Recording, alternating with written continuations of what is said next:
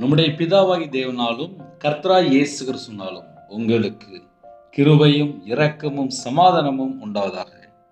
2 யோவான் 7-11 ஆகிய வசனங்களிலே மாம்சத்தில் வந்த இயேசு கிறிஸ்துவை அறிக்கை பண்ணாத அநேக வஞ்சகர் உலகத்திலே தோன்றி இருக்கிறார்கள். இப்படிப்பட்டவனே வஞ்சகனும் அந்தி கிறிஸ்துமாய் இருக்கிறான். ஹல்லேலூயா. மாம்சத்தில் வந்த இயேசு கிறிஸ்துவை அறிக்கை பண்ணாத அநேக வஞ்சகர் உலகத்திலே தோன்றி இருக்கிறார்கள். இப்படிப்பட்டவனே வஞ்சகனும் அந்தி கிறிஸ்துமாய் இருக்கிறான். இன்னைக்கு செய்தி என்ன அப்படின்னா, ஜனங்கள் வஞ்சிக்கப்பட்டு கொண்டிருக்கிறாங்க, ஜனங்கள் ஏமாந்து கொண்டிருக்கிறாங்க. ஜனங்களை ஏமாத்துகிறவன் உலகத்திலே இருக்கிறான். அது மாத்திரமல்ல, இந்த கடைசி காலத்திலே அநேக ஜனங்கள் கர்த்தரை விட்டு வழி விலக காரணம் என்ன? என்ன காலவெளியிலே தூங்கி எந்திரிச்ச உடனே கர்த்தருடைய பிள்ளைகள் செய்தி கேட்குறீங்க, எல்லாமே கரெக்டாக தான் போயிட்டு இருக்கு. ஆனால் நம்மளை யாராவது ஏமாத்துறாங்களா அப்படின்னு சொல்லி ஒரு கேள்வி கேட்டால், தெரியலையே பிரதர், எங்களுக்கு தெரியலையே பிரதர் அப்படிம்பாங்க. அப்படின்னா என்ன அர்த்தம் அப்படின்னா, நம்மளை சுற்றி என்ன நடக்கு என்பதை நாம் முதலாவது அறிந்து கொள்ள வேண்டும்.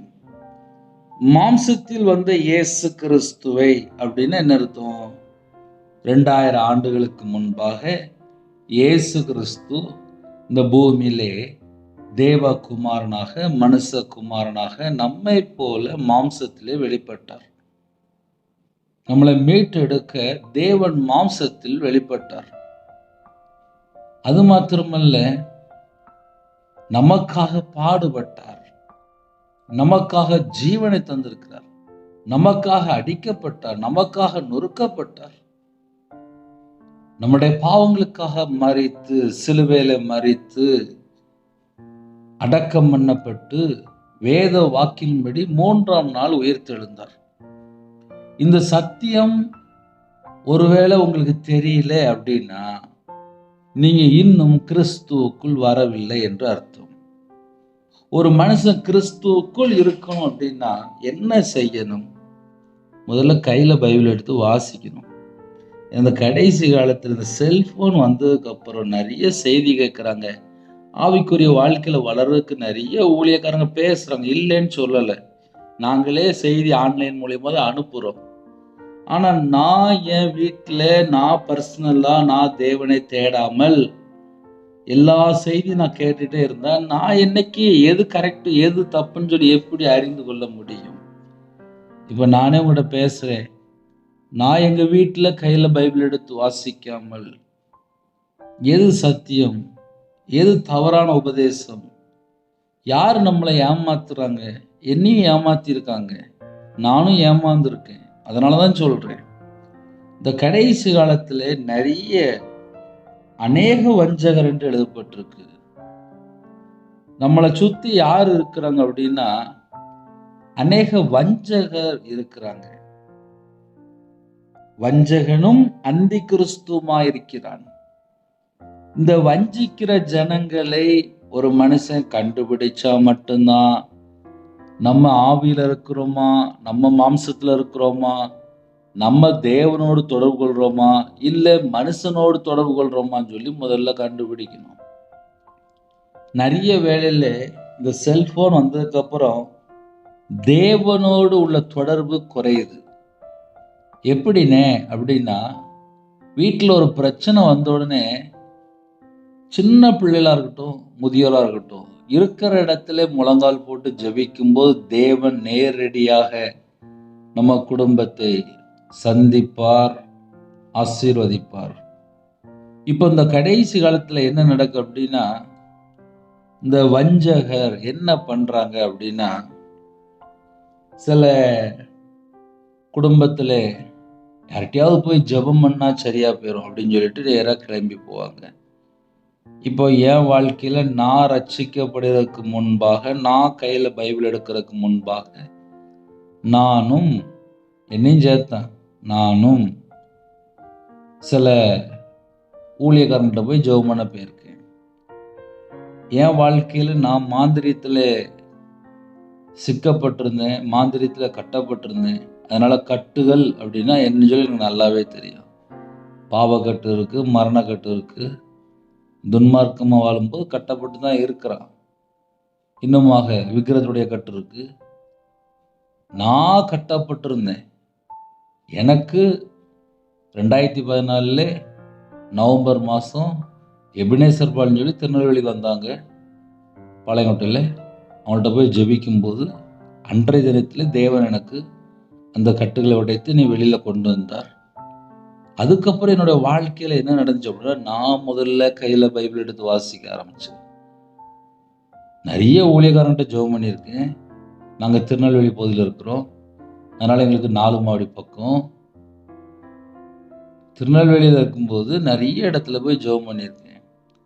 ஆனால் பர்சனலாக நான் தேவனோடு தொடர்பு கொள்ளும்போது என்னோடய ஆவிக்குரிய வாழ்க்கையில் நான் எங்கே விழுந்து போய் இருக்கேன், நான் யாரை நம்பிட்டு இருக்கேன், என்னோட நம்பிக்கை என்ன, இதெல்லாம் நம்ம கையில் பைபிள் எடுத்து நம்ம வாசிக்கும் போது தான் அறிந்து கொள்ள முடியும்.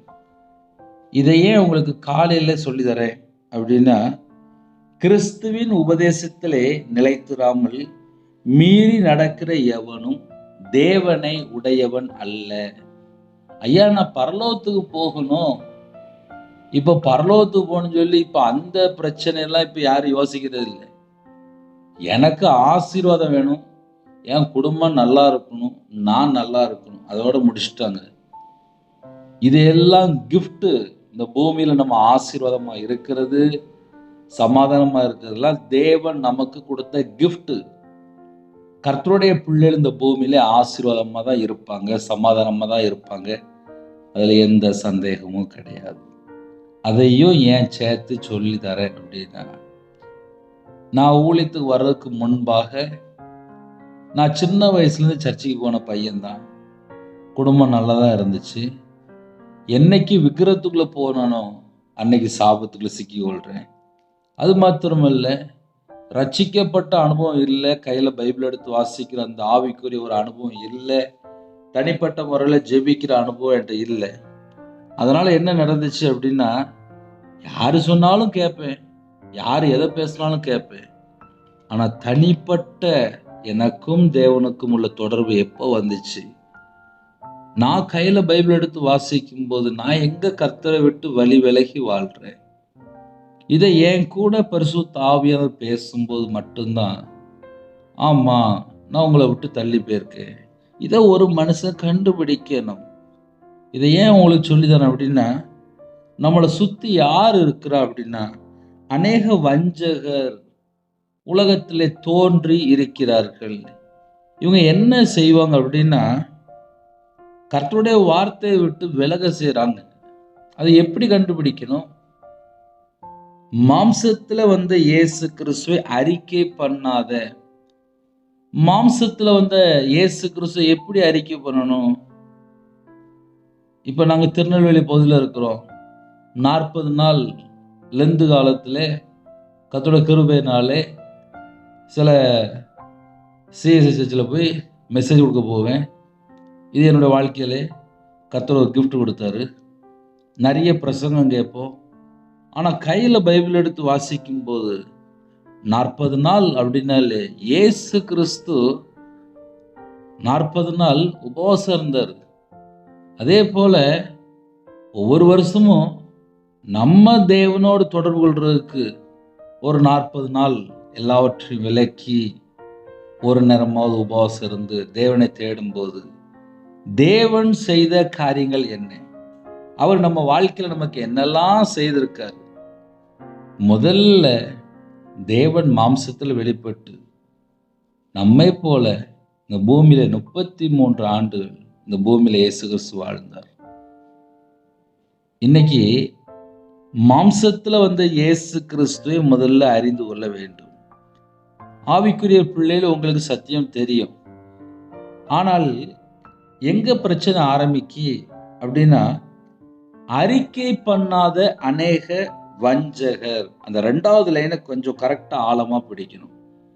ஏன்னா நம்ம கால வேளையில ஒரு சின்ன ஒரு வசனத்தை நம்ம தியானிச்சாலும் அது நம்மளுடைய ஆவிக்குரிய வாழ்க்கையில பிரயோஜனமா இருக்கா என்பதை கண்டுபிடிக்கணும். அநேக வஞ்சகர் உலகத்திலே தோன்றி இருக்கிறார்கள். இந்த 2வது லைன்ல என்ன செய்தி இருக்கு அப்படின்னா, அறிக்கை பண்ணாத அநேக வஞ்சகர். ஐயா, மாம்சத்துல வந்த இயேசு கிறிஸ்துவை அறிக்கை பண்ணலை அப்படின்னா அவன்தான் அந்தி கிறிஸ்து. மாம்சத்துல வந்த இயேசு கிறிஸ்துவை எப்படி அறிக்கை பண்ணலாம்? நம்ம நார்மலா சின்ன கேள்வி கேட்போமே, அப்பதானே சில புதுசா உள்ள விசுவாசிகளுக்கு புரியும். இயேசு கிறிஸ்து நமக்காக பாடுபட்டார், நமக்காக அடிக்கப்பட்டார், நமக்காக நொறுக்கப்பட்டார், நம்முடைய பாவங்களை சிலுவையிலே சுமந்தார், நமக்காக ஜீவனை தந்திருக்கிறார், நமக்காக தம்முடைய சொந்த ரத்தத்தை நமக்காக தந்திருக்கிறார். நம்மளை மீட்டு எடுக்க தான் இயேசு கிறிஸ்து பூமியில வந்தார். மாம்சத்துல வந்து இயேசு கிறிஸ்து அறிந்து கொள்ளணும் அப்படின்னா மத்தேயிலிருந்து யோவான் வரைய வாசித்து பார்க்கும்போது இயேசு கிறிஸ்து இந்த பூமியிலே நமக்காக என்ன செய்தார் எல்லாம் எழுதியிருக்கு. புதிய ஏற்பாட்டில் அதுக்கப்புறம் அப்போஸ்தலர், பரிசுத்த ஆவியானவர் நமக்கு எல்லா காரியத்தையும் கற்றுத் தருவார். இன்னைக்கு நிறைய குடும்பத்துல எதனால அப்படின்னு சொல்லி பார்க்கும்போது ஏன் ஜனங்கள் வஞ்சிக்கப்பட்டு போறாங்க அப்படின்னா, கையில பைபிள் எடுத்து வாசிக்கிறதே இல்லை, முழங்கால் போட்டு ஜெபம் பண்றதே இல்லை. யாராவது ஒரு பிரசங்கம் அதை கேட்டாச்சுல்ல, சரி இது போதும் அப்படின்னு சொல்லிட்டு உடனே திருப்தி ஆயிடுறாங்க. கிடையாது. முழுசா இயேசு கிறிஸ்துவை நம்ம என்னைக்கு அறிந்து கொள்றோமோ அப்பந்தான் நம்முடைய வாழ்க்கையிலே முழு விடுதலை. ஏன் முழு விடுதலை அப்படின்னா, எத்தனையோ புக்குகளை வாசிக்கிறாங்க, எத்தனையோ காரியங்களில் ஈடுபடுறாங்க. ஒரு முழு பைபிளை கையில் எடுத்து வாசிக்கும் போதுதான், ஆதியாகமத்திலிருந்து வெளிப்படுத்தின விசேஷ வரைய வாசிக்கும் போதுதான் வசனத்தின்படி இப்ப நான் யாரு, வசனத்தின்படி என்னுடைய வாழ்க்கை இருக்கா, எனக்காக இயேசு கிறிஸ்து இந்த பூமியில வந்திருக்காரு, இன்றும் எனக்காக பிதாவுடைய வலது பரிசத்துல பரிந்து பேசி கொண்டிருக்கிறார். இந்த சத்தியத்தை எல்லாம் முதல்ல நம்ம கையில பைபிள் எடுத்து வாசித்தா மட்டும்தான். ஏன் நம்ம கையில பைபிள் எடுத்து வாசிக்கணும் அப்படின்னா, சில காரியங்கள் கண்டிப்பாக வாசிக்கணும். நிறைய குடும்பத்துல கள்ள உபதேசத்துல சிக்கி கொள்றாங்க. ஐயா, அந்த கள்ள உபதேசத்தை எப்படியா கண்டுபிடிக்கணும்? நானும் ஏமாந்திருக்கிறேன், அதுல நானும் ஒரு ஆள். எப்படினே அப்படின்னா, அநேக கள்ள தீர்க்கதரிசிகள் இருக்கிறாங்க. கள்ள தீர்க்க தரிசனம் சொல்லுவாங்க, அற்புத அடையாளம்லாம் நடக்கும். ஆனா மைய கருத்து எது இருக்காது அப்படின்னா, மாம்சத்துல வந்த இயேசு கிறிஸ்துவை அறிக்கை மட்டும் பண்ண மாட்டாங்க. இந்த கள்ள உபதேசத்துல எது வந்து கண்டுபிடிக்கணும் அப்படின்னா, எனக்காக இயேசு கிறிஸ்து ஜீவனை தந்திருக்காரு, எனக்காக உயிரே கொடுத்திருக்காரு. அந்த அன்பை நான் யோசித்து பார்க்கணும். எந்த அன்பை நான் யோசித்து பார்க்கணும் அப்படின்னா, இயேசு கிறிஸ்து என்னை எப்படி மீட்டு எடுக்கிறாரு, எனக்காக அவர் என்ன செய்து முடித்தார். அது கேட்டா இன்னைக்கு நிறைய குடும்பத்துல தெரியாது. இப்ப அதுதான் பிரச்சனை. பிரச்சனை எங்க இருக்கு அப்படின்னா அங்கதான் இருக்கு. மாம்சத்துல வந்த இயேசு கிறிஸ்துவை அறிக்கை பண்ணாத அநேக வஞ்சகர் உலகத்திலே தோன்றி இருக்கிறார்கள். இப்படிப்பட்டவனே வஞ்சகனும் அந்தி கிறிஸ்துவுமா இருக்கிறான். மாம்சத்துல வந்த இயேசு கிறிஸ்துவை அறிக்கை பண்ணலை அப்படின்னா அவன்தான் அந்தி கிறிஸ்து, வஞ்சகன். அநேக வஞ்சகர், ஏமாத்துறவன், வஞ்சிக்கிறாவி. பைபிள்ல இதுக்கு ஆதாரமா நிறைய வசனம் இருக்கு. 1 யோவான் 4:1 முதல் 6 ஆகிய வசனங்களில் எழுதப்பட்டிருக்கு. இந்த வஞ்சிக்கிற ஆவியை கண்டுபிடிக்கணும் அப்படின்னா 1 யோவான் 4:1 முதல் 6 ஆகிய வசனங்களிலே தெளிவாக அறிந்து கொள்ள முடியும். 1 யோவான் 4 அதிகாரம் 1 வசனம். பிரியமானவர்களே, உலகத்தில் அநேக கள்ள தீர்க்கதரிசிகள் தோன்றியிருப்பதினால் நீங்கள் எல்லா ஆவிகளையும் நம்பாமல் அந்த ஆவிகள் தேவனால் உண்டானவைகளோ என்று சோதித்தறியுங்கள். என்ன சொல்ல வராரு அப்படின்னா, உலகத்தில் அநேக கள்ள தீர்க்கதரிசிகள் தோன்றியிருப்பதினால். இப்ப இயேசுவை நம்ம மைய கருத்தாக வச்சிருந்தோம் அப்படின்னா நம்ம வாழ்க்கை சரியா போயிட்டு இருக்கும். இந்த கள்ள தீர்க்கதரிசிகள் அப்படின்னா அவங்க என்ன செய்வாங்க அப்படின்னா, உனக்கு இது கிடைச்சிரும், உனக்கு அது கிடைச்சிரும், நீ கேட்டதெல்லாம் தந்துருவார் அப்படின்னு சொல்லி மக்களை ஒரு பக்கம் திருப்பிடுறாங்க. ஒரு மனுஷன் உண்மையா வாழ்ந்தால் பரிபூர்ணமான ஆசீர்வாதம். நான் தேவனுடைய வார்த்தைக்கு எப்போ கீழ்ப்படுகிறனோ அப்பந்தான் என் வீட்டுக்குள்ள இயேசு கிறிஸ்து இருப்பார். நான் என்னைக்கு கர்த்தருடைய வார்த்தையை விட்டு மீறுறனோ அப்ப தேவனால் உண்டானவன் அல்ல. ஏன்னா வசனம் எப்படி போட்டுக்க அப்படின்னா 2 யோவான் 9 கிறிஸ்துவின் உபதேசத்திலே நிலைத்திராமல் மீறி நடக்கிற எவனும் தேவனை உடையவன் அல்ல. கிறிஸ்துவின் உபதேசத்தில் நிலைத்திருக்கிறவனே பிதாவையும் குமாரனையும் உடையவன். பிதாவையும் குமாரனையும் உடையவன். குமாரனையும் பிதாவையும் அறிவதே நித்திய ஜீவன். இப்படி ஒருவேளை யாராவது இந்த சத்தியத்தை உங்க வீட்டுக்குள்ள கொண்டு வரல அப்படின்னா 9 ஒருவன் உங்களிடத்தில் வந்து இந்த உபதேசத்தை கொண்டு வராமல் இருந்தால் அவனை உங்கள் வீட்டிலே ஏற்றுக்கொள்ளாமலும் அவனுக்கு வாழ்த்துதல் சொல்லாமலும் இருங்கள். அவனுக்கு வாழ்த்துதல் சொல்லுகிறவன் அவனுடைய துர்க்கிரியலுக்கும் பங்குள்ளவனாயிருக்கிறான். அந்தி கிறிஸ்துவுக்கு வாழ்த்து சொல்லும் போது அவன் செஞ்ச துன்மார்க்கமான எல்லா காரியத்துக்கும் பங்குள்ளவனாயிருக்கிறான். ஐயா, ஒருத்தன் அந்தி கிறிஸ்துவுக்கு வேலை பார்க்கிறான்னு சொல்லி கண்டுபிடிச்சாச்சு அப்படின்னா அவன் உங்க வீட்டிலையும் ஏற்றுக்கொள்ள கூடாதா? 2வது, அவனுக்கு வாழ்த்துதல் சொல்லக்கூடாதா? 3வது, ஒருவேளை வாழ்த்து சொல்லியாச்சு அப்படின்னா அவனுடைய கெட்ட செயல்களுக்கு இவனும் பங்குள்ளவனா இருக்கிறான். அப்ப நம்ம என்னதான் செய்யணும் அப்படின்னா முதல்ல சத்தியத்தை அறிந்து கொள்ள வேண்டும். 1 யோவான் 4 முதல் 6 ஆகிய வசனங்கள்.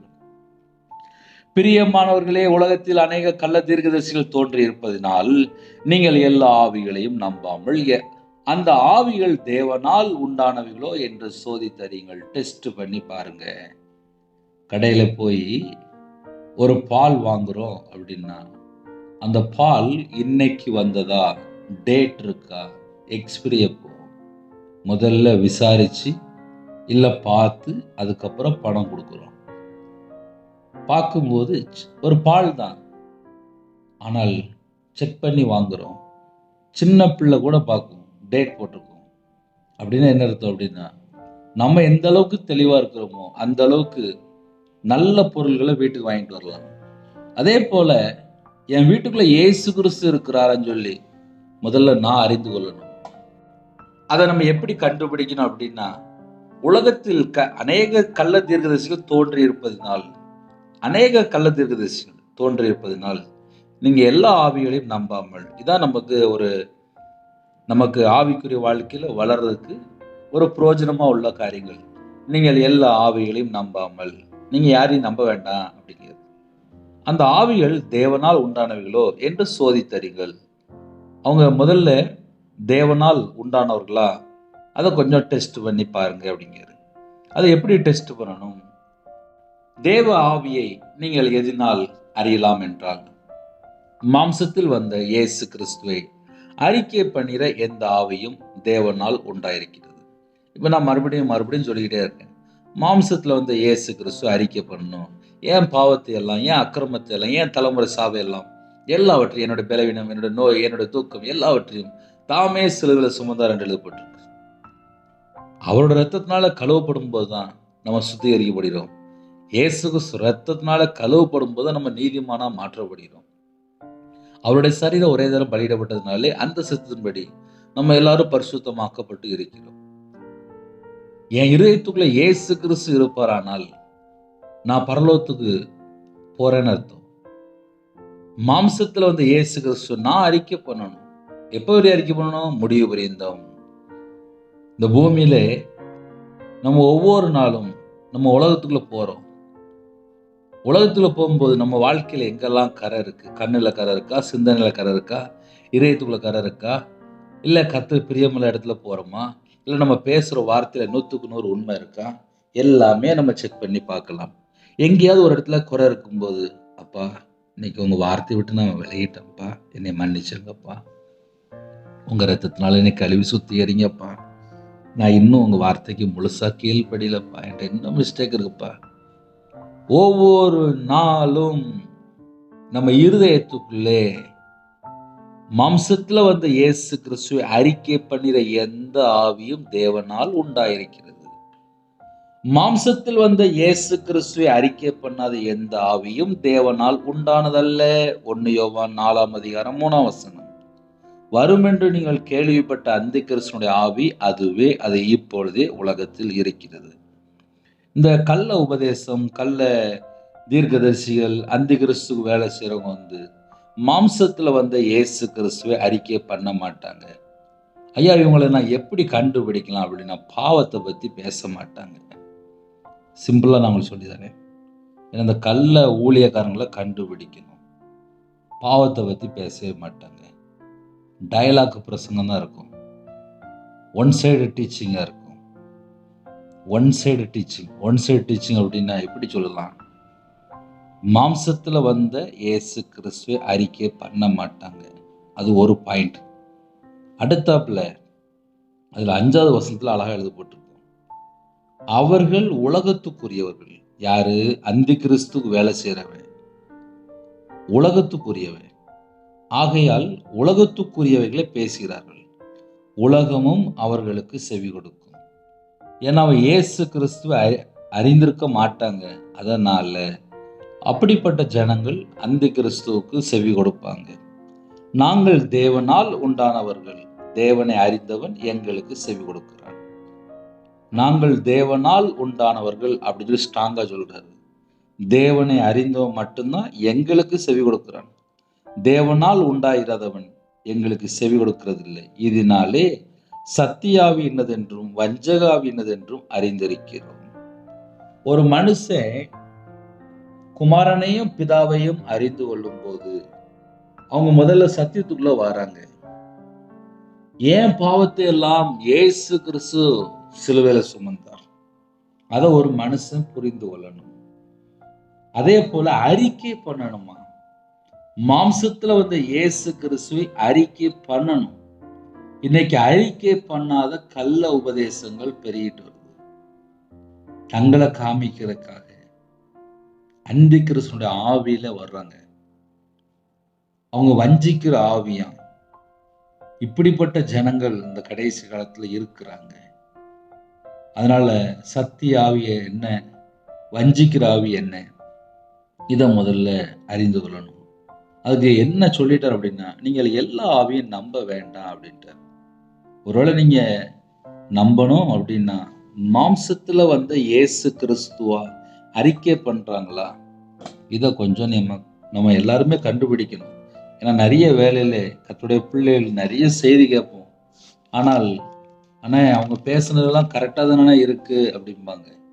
1 கொரிந்தியர் 15ஆம் அதிகாரம் 3-4 ஆகிய வசனங்களிலே கிறிஸ்துவானவர் வேத வாக்கின்படி நமது பாவங்களுக்காக மரித்து அடக்கம் பண்ணப்பட்டு வேத வாக்கின்படி 3ஆம் நாளில் உயிர்த்தெழுந்து. இயேசு கிறிஸ்து வேத வாக்கின்படி நமது பாவங்களுக்காக மரித்து அடக்கம் பண்ணப்பட்டு வேத வாக்கின்படி 3ஆம் நாளில் உயிர்த்தெழுந்த இயேசுவை நாம் ஆராதிக்கிறோம். நம்முடைய பாவங்களுக்காக இயேசு கிறிஸ்து மரித்தார், அடக்கம் பண்ணப்பட்டார், 3ஆம் நாளில் வேத வாக்கின்படி உயிர்த்தெழுந்தார். அந்த இயேசு கிறிஸ்து உங்களுக்கு தெரியும் அப்படின்னா உங்க வாழ்க்கையில கண்டிப்பா ரட்சிப்பு இருக்கும். உங்க வாழ்க்கையில கண்டிப்பா விடுதலை இருக்கும். மாம்சத்துல வந்த இயேசு கிறிஸ்து அறிக்கை பண்ணிற குடும்பம் தான் பரலோகத்துக்கு போய் சேரும். இந்த பூமியில கொஞ்சம் வருஷம்தான் வாழ போறோம். அநேக கள்ள தீர்க்கதரிசி தோன்றி இருக்கிறாங்க. அவங்க அநேக அற்புத அடையாளங்கள் செய்வாங்க. முடிந்தால் வரக்கூடிய நாட்களிலே இந்த கள்ள உபதேசங்கள் டீச்சிங் நம்ம எடுப்போம். அது ஜனங்களுக்கு நிறைய தேவை. ஏன்னா கையில பைபிள் எடுத்து வாசிக்கிறது இல்லை. இப்போ அப்படிதான் வாழ்றாங்க. புதிய நாளுக்காக ஜெபிக்க போயிடும். ஒரு சின்ன ஜெபமணி முடிப்போமா? இருக்கிற இடத்துல அப்படியே கண்களை மூடி நாம் ஜெபம் செய்வோம். கிருபை மகிமை இந்த பரிசுத்தமுள்ள நல்ல பிதாவே, உம்மை நன்றியோடு துதிக்கிறோம் சொல்கிறோம்ப்பா. எங்களுக்காக ஜீவனை தந்திருக்கிறீங்கப்பா. எங்களுடைய பாவங்களுக்காக மரித்து அடக்கம் பண்ணப்பட்டு வேத வாக்கின்படி 3ஆம் நாள் உயிர்த்தெழுந்த இயேசு கிறிஸ்துவை ஆராதிக்கிறது எங்களுக்கு ஒரு கிருபை தந்திருக்கிறீங்கப்பா. இந்த கடைசி காலத்திலே அநேக கள்ள ஊழியர்கள், கள்ள தீர்க்கதரிசிகள் அந்த கிறிஸ்துவுக்கு வேலை செய்கிறாங்கப்பா. இப்படிப்பட்ட ஜனங்கள் பெருகிட்டு இருக்காங்கப்பா. எங்கள் வாழ்க்கையிலே மாம்சத்தில் வந்த இயேசு கிறிஸ்துவை நாங்கள் அறிந்து கொண்டு எங்களுடைய பாவங்களை நாங்கள் அறிக்கை செய்து விட்டு தேவனிடத்துல நாங்கள் இரக்கங்களை பெற்றுக்கொள்ளணும்ப்பா. எங்களுக்கு பாவ மன்னிப்பு வேணும்ப்பா. உம்முடைய கிருபை எங்களுக்கு வேணும்ப்பா. நாங்கள் பரலோகத்துக்கு வரணும்ப்பா.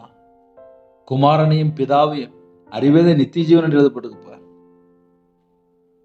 நாங்கள் என்னோட வாழ்க்கையிலே கர்த்தரை விட்டு எங்கெல்லாம் தள்ளி போயிருக்கிறோமோ எல்லா பாவத்தையும் மன்னிங்கப்பா.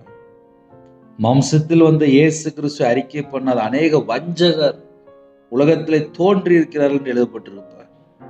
எங்க வாழ்க்கையிலே நாங்கள் எங்கேயும் சிக்கிக் கொள்ளக்கூடாதுப்பா. உம்முடைய கற்பனை கை கொள்ளணும், உம்முடைய கட்டளை கீழ்ப்படினும், உம்மை போல நாங்கள் மாறணும். எங்களுடைய பாவங்களுக்காக தானப்பா நீங்க ஜீவனை தந்தீங்க. எங்களுக்காக தானப்பா நீங்க மரித்தீங்க. எங்களுடைய பாவங்களுக்காக தானப்பா மரித்து அடக்கம் பண்ணப்பட்டு 3ஆம் நாள் உயிர்த்தெழுந்து இன்றும் பிதாவோட வலது பரிசத்துல பரிந்து பேசி கொண்டிருக்கிறீங்க. ஜீவாதிபதியானவரே உண்மை அழைக்கிறோம்ப்பா. உலக ரட்சகரே உண்மை அழைக்கிறோம்ப்பா. தாவீதின் குமாரனே உண்மை அழைக்கிறோம்ப்பா. பாவிகளுக்கு ஜீவனை தந்தவரே உண்மை அழைக்கிறோம்ப்பா. எங்களுடைய பாவத்தை எல்லாம் சிலுவையில சுமந்தவரே உண்மை அழைக்கிறோம்ப்பா. பரிகாரியே அப்பா உண்மை அழைக்கிறோம்ப்பா. எங்களுக்காக தானப்பா எல்லாவற்றையும் செய்து முடித்தீங்க. பரலோக வாசலை திறந்திருக்கிறீங்கப்பா. எங்களுடைய ஜெபத்தை கேட்கிறவரே உண்மை அழைக்கிறோம்ப்பா. எங்களுடைய குறைகள் எல்லாம் கர்த்தர் மன்னிங்க. உம்முடைய ரத்தத்தினால எங்களை கழுவி சுத்திகரிங்க. இயேசு கிறிஸ்து ரத்தம் சகல பாவங்களை நீக்கி சுத்திகரிக்கும் என்று எழுதப்பட்டிருப்பா. எங்க வாழ்க்கையிலே நாங்கள் கர்த்தரை விட்டு தள்ளி போன காரியங்கள் எதெல்லாம் எங்களுடைய வாழ்க்கையிலே தொடருதோ, எந்த மாம்ச கிரியைகள் தொடருதோ, ஜென்ம சுபாவம் தொடருதோ, அந்த கிரியைகள் எல்லாம் அழிக்கப்படட்டும். பிசாசுடைய கிரியில் அழிக்கும்படிக்கு தேவகுமாரனா வெளிப்பட்டீங்கப்பா. உம்மை அழைக்கிறோம், உம்மை அழைக்கிறோம். இணைந்துகிற குடும்பங்கள் இயேசு கிறிஸ்துவின் ரத்தத்தினாலே கழுவப்படணும். குமாரனையும் பிதாவையும் அறியணும்ப்பா. அப்படிப்பட்ட கிருபைகள் தாங்க. எங்களுடைய இருதய மனக்கண்கள் திறங்க. எங்களுடைய கண்கள் திறக்கப்படட்டும். வேதத்தை வாசிக்க தியானிக்க எங்கள் கிருபை தாங்க. சத்தியத்தை அறிந்து கொள்ள எங்கள் கிருபை தாங்க. உம்முடைய வார்த்தையை நாங்கள் உட்கொள்ள எங்களுக்கு கிருபை தாங்க. இணைந்துகிற குடும்பங்கள் ஆவியில வளரணும், கிருபை தாங்க. அனுதினமும் நாங்க கர்த்தருக்காக மட்டுமே வாழணும், கிருபை தாங்க. சத்தியத்துல நடக்க எங்களுக்கு கிருபை தாங்க. நானே வழி, நானே சத்தியம், நானே ஜீவனம் என்று சொன்னீங்க. உம்முடைய வழியில நாங்க நடக்க எங்களுக்கு கிருபை தாங்க. பிறந்த நாள், திருமண நாள் யாரெல்லாம் கொண்டாடுறாங்களோ கர்த்தர் பிள்ளைகளை ஆசீர்வதிங்க. கற்பதனிக்கா ஜெபிக்கிறோம், கர்த்தர் மனமிறங்கி ஆசீர்வதிங்க. திருமணத்துக்கு ஆயத்தமா இருக்காங்க, ஏற்ற துணையை தாங்க.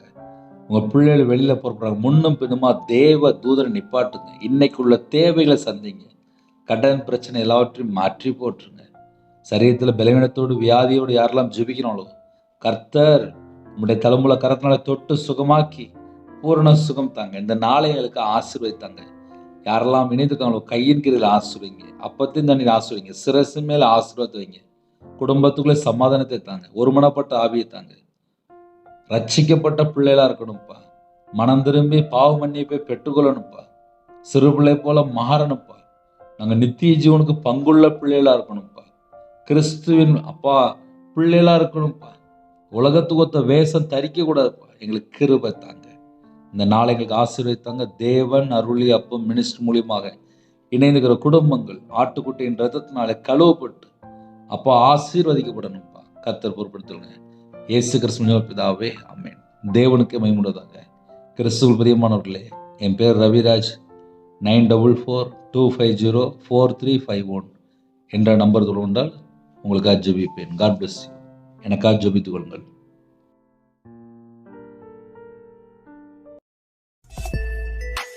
Thanks for watching. Please subscribe our channel. Click the like and share. Click the bell. God bless you.